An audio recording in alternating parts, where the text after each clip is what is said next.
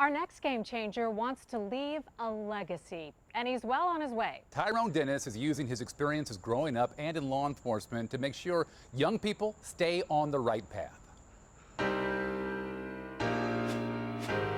I do it because I care. Tyrone Dennis is dedicated to helping others. He grew up in St. Louis, then called Atlanta home, where he was a detective for APD and on the force for more than 16 years. Early on, I got different tastes of law enforcement and do's and don'ts. The day that I walked in, I felt that I was different. I knew I was different. Dennis wanted to protect and serve and be a liaison between police and the communities he served. After the shooting death of Michael Brown in Ferguson, Missouri in 2014 and other police-involved shootings, Dennis says his social media blew up and became a place for passionate debates.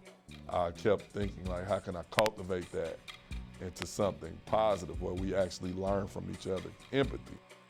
Then with more police-involved shootings nationwide after Ferguson, in 2018, Dennis took action, creating the nonprofit Clippers and Cops. And I'm like, where can we do this in a setting where we can have real conversation? And I thought a barbershop.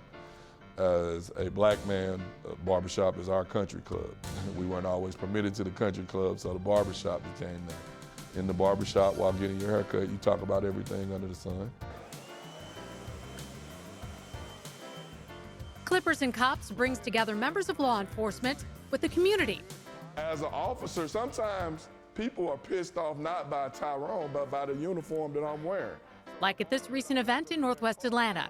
It's a time when officers and residents can have open and honest discussions about interactions with police. Because I'd rather them be in that park drinking than out shooting, robbing, and stealing. The program took off, expanding to other cities, even internationally. But the attendees skewed older, and Dennis wanted to be sure to reach 15 to 25-year-olds. The kids weren't coming to us, so since they weren't coming to us, we're coming to them. So Dennis launched Clippers and Cops Campus Invasions. Initially, the kids are standoffish because they're not used to interacting with law enforcement. All that they've heard about law enforcement is negativity. And we pose a whole different perspective because they can relate to us, we can relate to them, and we engage in these great conversations.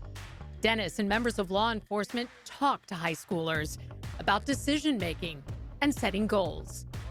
The response from the kids will bring you to tears almost because they've never had anybody sit down and talk to them. And one of the kids was like, I like the fact that you guys talk to us and not at us.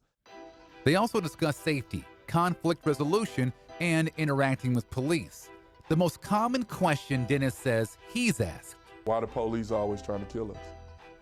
No cop woke up and said, I think I want to kill somebody. In making a split-second decision, it can go wrong very quickly.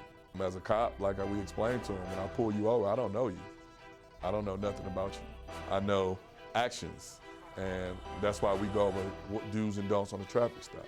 Things that me as an officer, I'm telling you to do this to make any officer feel safe. The goal is to keep everyone on the right path. Even as a young person, as a regular human being, as a cop, we're all one bullet away from death and one mistake away from indictment. So, what's next? As Dennis continues his volunteer work, he's hoping for a corporate sponsor to expand the program nationwide with tour stops at high schools, colleges, and of course, barbershops. I try to show people that there are people out here that truly care about you and I don't even know you.